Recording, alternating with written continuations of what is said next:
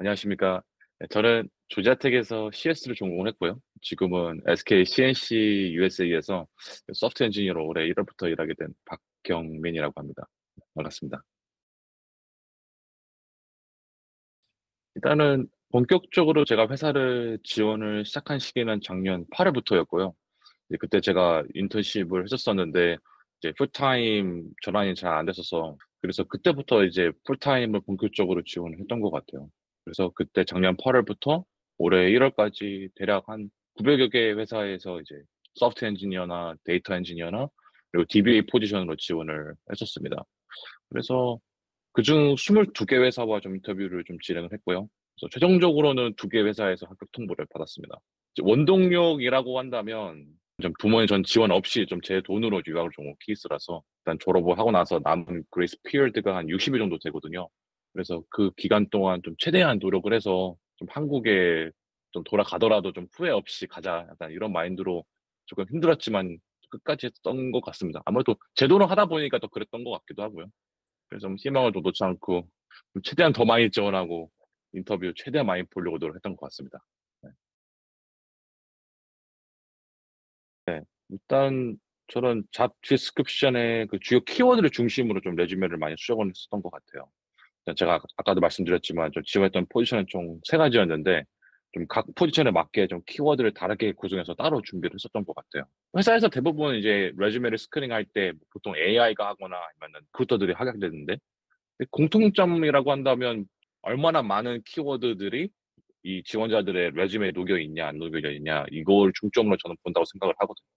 뭐 실제로 여러 좀 리크루터들과 직접 얘기할 수 있는 기회가 많아서 얘기를 해봤는데 그들 또한 역시 과연 우리 회사에서 이러한 기술 스택이 있는데 이런 기술 스택을 넌 해봤어? 안 해봤어? 이런 것들을 좀 많이 본다고 하더라고요. 왜냐하면 이분 안에 지원자들의 그 레주메 스크린이 끝나기 때문에 그래서 키워드 중점을 본다고 얘기를 많이 들었던 것 같습니다.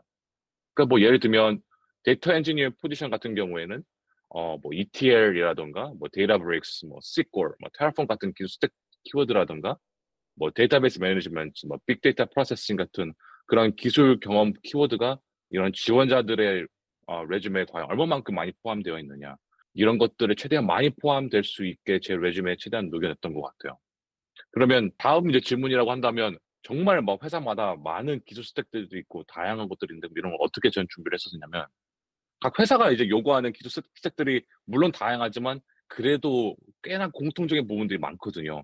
그리고 저는 이게 20개가 넘는다고 생각하지는 않은 것 같아요. 뭐 예를 들면 SQL 같은 경우에는 대부분의 회사가 오라클 DB 아니면 마이크로소프트 SQL 서버를 쓰거든요. 그래서 그 두 개에 대한 기술 키워드를 만들어서 따로 이렇게 정리를 했던 것 같아요. 기술 스택별로 문장을 구성을 다시 하고 좀 제가 진행했던 프로젝트나 좀 인턴십에 사용했던 기술들을 또 따로 정리를 해서 각 기술 스택과 연관된 경험을 따로 정리해 두었어요. 그래서 뭐 예를 들면 뭐 마이크로소프트 SQL 서버를 사용해서 뭐 ETL 프로젝트를 했으면 이 블랙 포인트를 따로 만들어서 만약 여기 내가 지원할 회사가 이 두 가지 스택을 원하는 것 같다 하면 그걸 대신 스위칭을 하고 이 회사가 데이터베이스 매니지먼트를 하는 걸 요구를 한다.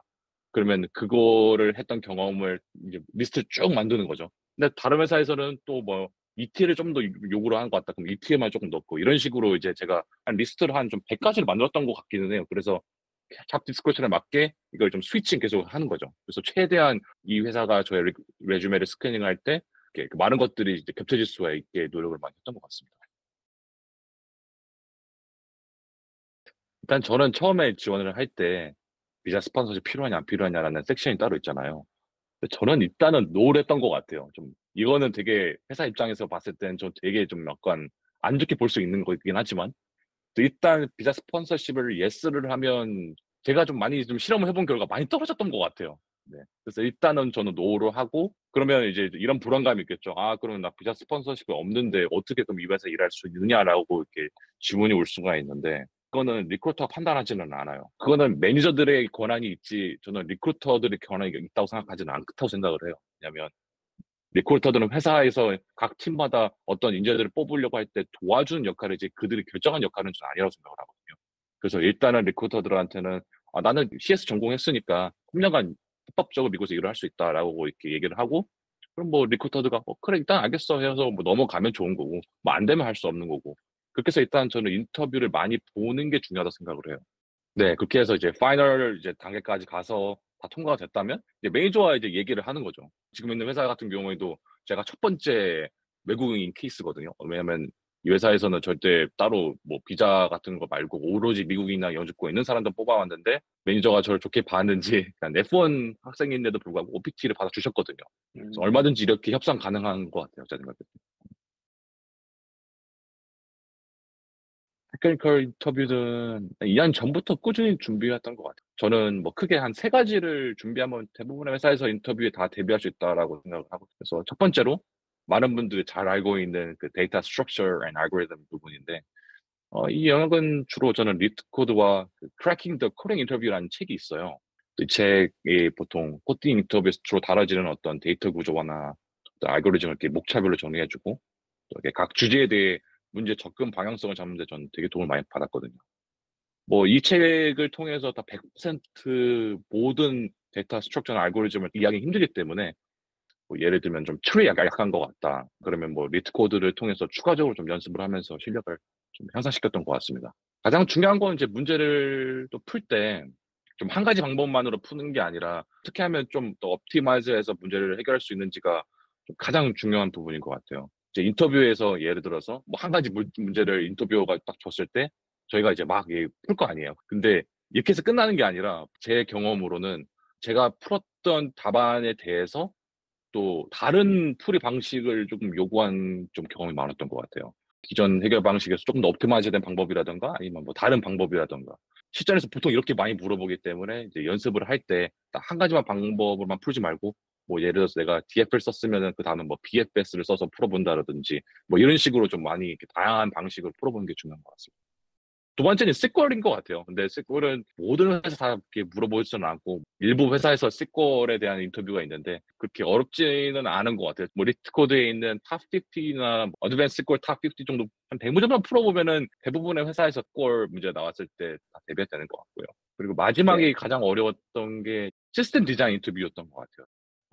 좀 이 영역은 그동안에 좀 지내왔던 프로젝트 경험이나 유튜브를 통해 좀 많이 공부를 했던 것 같아요. 보통 유튜브에 이렇게 시스템 디자인 인터뷰 준비 방법에 대해 좀 유익한 동영상이 굉장히 많거든요. 그래서 좀 이를 참고해서 어떤 시스템의 구조나 설계 방식에 대해 좀 이해도를 키우려고 노력을 많이 했고, 특히 좀 이 부분을 좀 개인 프로젝트를 할 때 다시 대비가 될 수 있게 그 연습을 좀 많이 했던 것 같습니다. 가장 까다로웠던 질문은 What is the biggest challenge you have faced and how did you overcome it? 이 질문인 것 같아요. 좀 이 질문을 에 대한 답변을 하면 어떤 추가적인 체인 퀘스천 형태로 계속 물어보기 때문에 이 질문에 대해 조금 깊이 고민하고 좀 명확한 해결 방안을 제시한 경험이 있다면 좀 그 답변의 어떤 디테일과 퀄리티는 자연스럽게 차별화될 수밖에 없다라고 저는 생각을 하거든요.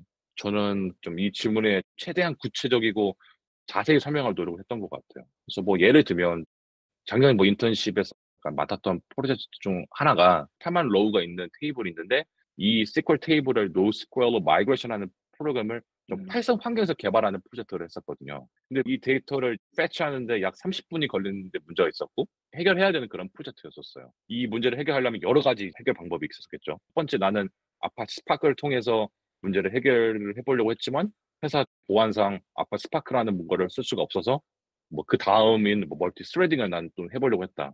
근데 어떤 파이썬의 GIL, 그러니까 Global Interpret Log이라는 문제로 인해서 멀티 스레딩이 제대로 작동하지 않았기 때문에 파이썬 안에서 뭐 멀티 스레딩을 사용해도 실질적으로 하나의 스레드만 작동하기 때문에 속도 개선에 크게 효과를 보지 못했다.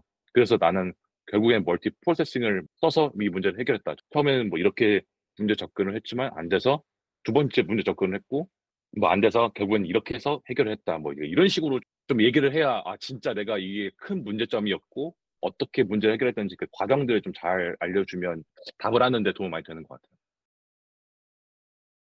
주위에 저와 같이 인터뷰를 많이 봤던 친구들이 있었거든요. 근데 어떤 비해백 퀘션이 나왔는지 항상 저는 많이 물어봤던 것 같아요. 대부분의 회사에서 공통적으로 물어보는 질문들이 좀 정리해본 몇 개들이 있거든요. 그런 공통된 질문들을 따로 뽑아서 미리 답안을 작성해서 준비를 했던 것 같아요. 뭐 예를 들면 자기소개 항상 무조건 나오죠. 그리고 뭐 예를 들면 넌 팀원들 간에 충돌이 생겼을 때 너는 어떻게 해결해? 뭐 이런 것들이 항상 물어본 질문이었던 것 같아요. 그런 것들을 따로 준비를 한다면 비해별 인터뷰를 준비하는 데 많이 도움이 됐던 것 같습니다. 첫 번째는 제가 테크니컬적인 지식을 정확히 모르는데 좀 아는 척했던 좀 부분입니다. 제 생각에 대부분 매니저들이 모두 싫어하는 부분이지 않을까 좀 생각을 하거든요. 아파치 스파크에서 오픈 세션 하는 걸 어떻게 해야 하나 이런 걸 물어봤을 때 막 그냥 아는 척하는 거죠. 그냥 내가 아는 약간 얄팍한 지식 안에서 어떻게든 포장하려고 하잖아요. 근데 제 생각에 그렇게 얘기를 해서 틀린 것보다는 그냥 모르겠다라고 하는 게 제 경험상 나왔던 것 같아요.